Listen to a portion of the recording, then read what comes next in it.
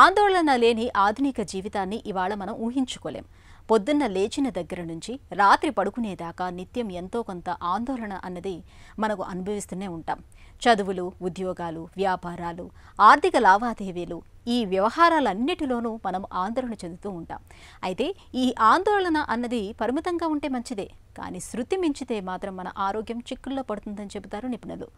ఆందోళనను తెచ్చిపెట్టే కారణాలు, వాటిని అధిగమించే మార్గాల గురించి ఇప్పుడు తెలుసుకుందాం.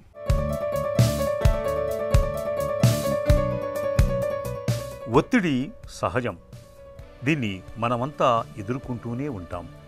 పరీక్ష తప్పినప్పుడు, ఉద్యోగం దొరకనప్పుడు, పని భారం పెరిగినప్పుడు, సంబంధాలు దెబ్బతిన్నప్పుడు, ఆర్థికంగా కుదేలైనప్పుడు, పిల్లలు మాట విననప్పుడు, ఇలా దైనందిన వ్యవహారాల్లో ఎప్పుడో ఒకప్పుడు ఒత్తిడికి లోనవుతూనే ఉంటాం. నిజానికి ఎంతో కొంత ఒత్తిడి మంచిదే. స్వల్ప స్థాయిలో మనకు మేలే చేస్తుంది. పనులు త్వరగా ముగించేలా, ప్రమాదాలను తప్పించుకునేలా, అప్రమత్తంగా ఉండేలా తోడ్పడుతుంది.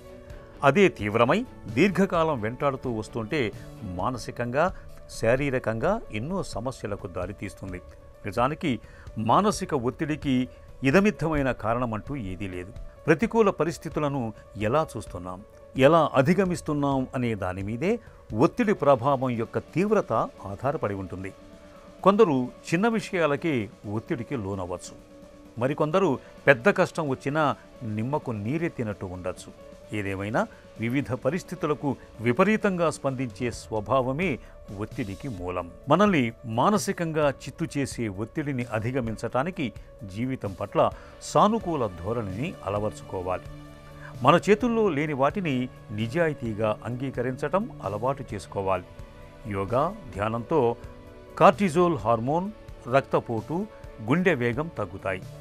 మనసును లగ్నం చేసి శ్వాస గట్టిగా తీసుకునే ప్రాణాయామం వంటి పద్ధతులతో పారాసింపథెటిక్ నాడీ వ్యవస్థ ఉత్తేజితమై ప్రశాంతత చేకూరుతుంది. కంటి నిండా నిద్రపోవాలి. మంచి నిద్ర ఉత్సాహాన్ని, ఏకాగ్రతను మెరుగుపరుస్తూ ఒత్తిడి తగ్గటానికి తోడ్పడుతుంది.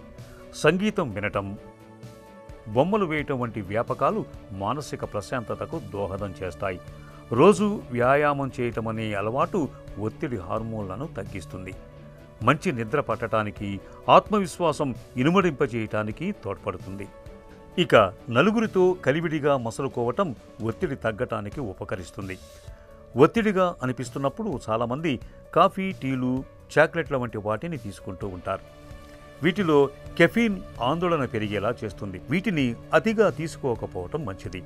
ఆహారంలో కూరగాయలు, పండ్లు, పొట్టు తీయని ధాన్యాలతో కూడినవి ఎక్కువగా ఉండేలా చూసుకోవాలి. ఇవి బరువును అదుపులో ఉంచుతాయి.